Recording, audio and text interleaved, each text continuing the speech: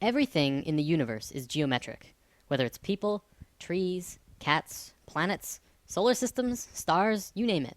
Anything in the universe can be measured on a geometric scale. Having said that, it's important to note that creation is also geometric. What we're going to be looking at today is the pattern of creation. Essentially, what this means is that everything in the universe comes out of this single pattern. I'm not making this up. This single image will change everything. When I mentioned in Lesson 5 that the ancient Egyptians and even more ancient civilizations knew about a deeper, basic understanding of the universe, this is the flower of life, and it is also the creation pattern of everything in existence. Even non-tangible things, emotions, thoughts, music in its entire spectrum, everything comes from this image. Okay, so there are 13 information systems that comes out of the flower of life. Today, I'm going to show you how physical reality can manifest itself, which is just one of the 13 systems. In future lessons, we will look at more. It's also important to note that at first it may not make sense. I ask that you do not choose immediately to shut this out, and just watch with an open mind, and try and see this in a new way. Also, I want to tell you that by learning about sacred geometry simply by observing, you are absorbing only a very minuscule amount of information. If you really want to learn more, you must begin to draw it yourself.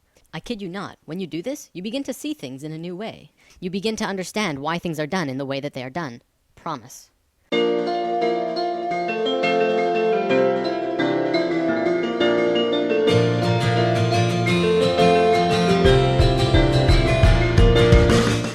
The flower of life was known around the world in ancient times. It was found in Ireland, Turkey, Israel, Egypt, China, Greece, Germany, India, and Iceland. It's also been recorded to have been found in England, Tibet, Japan, Sweden, Lapland, the Yucatan, and I think 14 other places. This thing is everywhere. Not only that, but everywhere around the world it has the same name, the flower of life. Now, to understand the flower of life, first we have to talk about how it's formed. This could get incredibly complex, so I'll try and keep it simple. Imagine consciousness, or spirit, floating in a void, which means it's nothingness, and then spirit. No physical body or mind, just spirit, and that's it. Then blackness, essentially nothing, all around the spirit, for infinite. Spirit decides to do something, so it expands its consciousness all around itself as far as it can go without moving. It creates a sphere around itself. This is the first circle in the flower of life. Then, spirit has an awareness of what's around itself in 360 degrees. It moves to the very edge of the sphere anywhere, and repeats what it did the first time. It creates this image, which also creates the Vesica Pisces. Within the Vesica Pisces is a vast and incredible amount of knowledge about width, proportion, depth. Also comes the square roots of 2, 3, and 5, which are all numbers that go on forever. But even more interestingly, comes geometric information about light. We'll talk about that in a moment. Now, spirit has no choice but to do it again. Spirit is flawless, and therefore it will move flawlessly, creating the next circle either here or here, exactly one radius away from the other circle next to it. Every time spirit moves another sphere, more and more knowledge comes out of the image that is created. The first complete image to be formed is this. It has two names, the seed of life, or the Genesis pattern, and for good reason. Now, let's look at the book of Genesis for a second. Each of these movements, or creations of circles, can be seen as another day. On the first movement, the second sphere, it created knowledge about not only mathematical proportions, but light. The first sentence of Genesis says, "The earth was without form and void, and that the Spirit of God moved upon the face of the waters." In the very next sentence, God says, "Let there be light." The key here is in the order. The movement happened first, then light happened immediately after. Well, but what about the waters? Well, you have to remember that the Bible has been changed over time a lot. The ancient Egyptians would say that the way our modern Bibles begin creation is impossible, especially if you think about it from a physics point of view. Imagine a dark, infinite space that goes on forever and ever in all directions. You're just floating there with nothing. You can't really fall, but where would you fall to? From a purely physics or mathematical point of view, motion itself, or kinetic energy, is absolutely impossible in a void. You can't even rotate, because motion cannot become real unless there's one other object in the space around you. So the ancient Egyptians would say that before God moved upon the face of the waters, it would first have to create something to move relative to. So, Genesis pattern, after 3 spheres, you get the Holy Trinity. Another interesting one, it says in many Bibles of the world, not just the Christian Bible, that on the 4th day of Genesis, exactly 1/2 of creation was completed. Starting from the first motion, exactly 1/2 of the circles were formed on the 4th day. 5th day of Genesis, 6th circle, more information, and then on the 6th day, a geometric miracle takes place. The last circle forms a complete 6-petaled flower. This is what many earlier Bibles meant when they said, "In the beginning there were 6." Our Bible even said creation was formed in 6 days, and this fits exactly. This is the pattern of Genesis, and so it's called the Genesis pattern. It's also the beginning of the creation of the universe that we live in.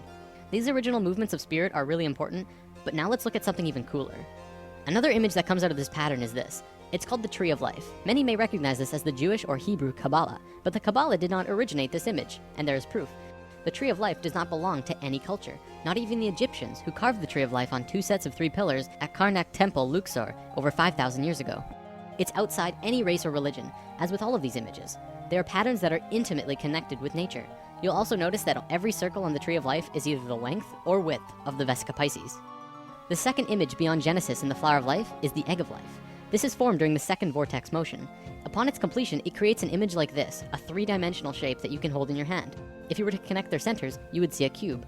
So what? Who cares? Well, the ancient Egyptians did, because they were concerned with creation, life, and death. They called this cluster of spheres the Egg of Life. You probably won't believe me just yet, but this shape is the morphogenic structure that created your body. Your entire physical existence is dependent on the Egg of Life structure, and everything about you was created from that form. Everything from your eye color to how long your fingers are. This is a whole lesson on its own, so let's move on for now. All around the world, the Flower of Life was always made the exact same way. See, this pattern can clearly go on forever. However, they always stopped after 19 circles. Why? Well, because they didn't want you to see what I'm about to show you. Back then, this image and knowledge was so sacred that they couldn't allow it to become common knowledge. It was appropriate at that time. However, now we either use the information or fall further into darkness. In biology, all cells have a zona pellucida around the edge. These circles around the Flower of Life are the zona pellucida of the Flower of Life. You must remove these, then complete the spheres that were cut off by the zona pellucida. With one more step, you will have the secret. Finish the drawing, add the final missing circles, giving you this. This image is the Fruit of Life. This pattern of 13 circles is one of the holiest, most sacred forms in existence. It's called the fruit because it is the result, the fruit, from which the fabric of the details of the reality were created. Remember when we talked about male and female energy, lesson 4?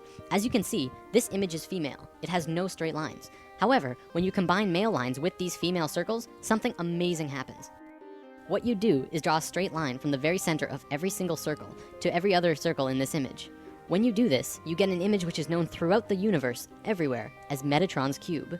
It is one of the most important informational systems in the universe, one of the basic creation patterns in existence. So what is Metatron's cube?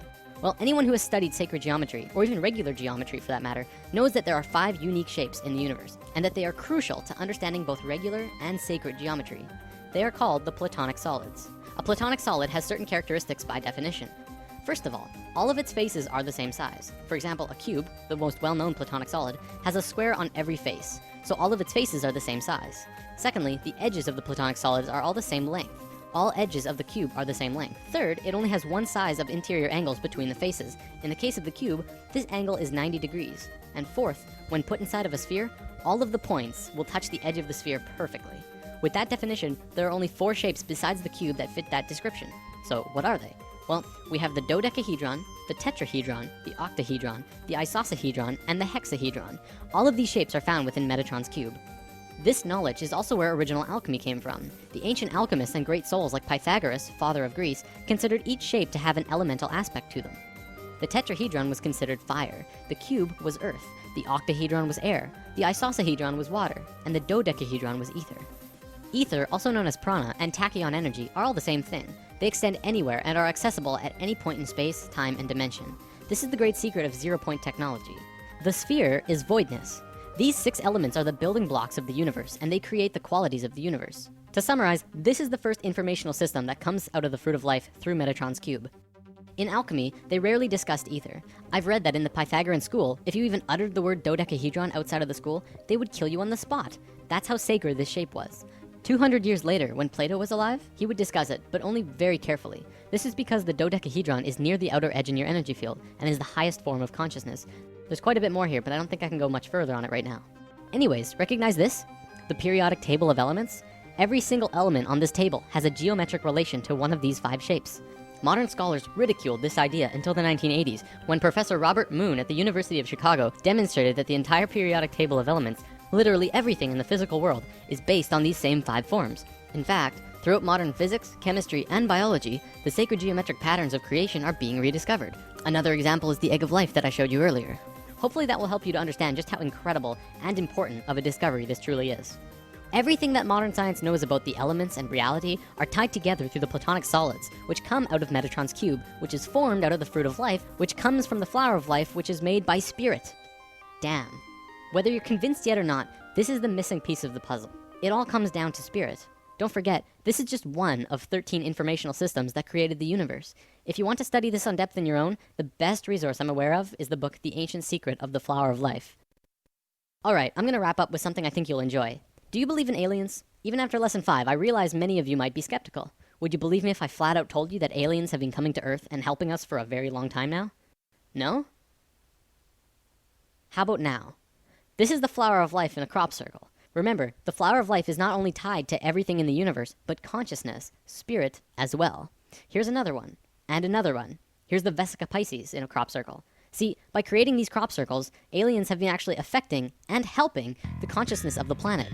Do not fear aliens. They're here to help.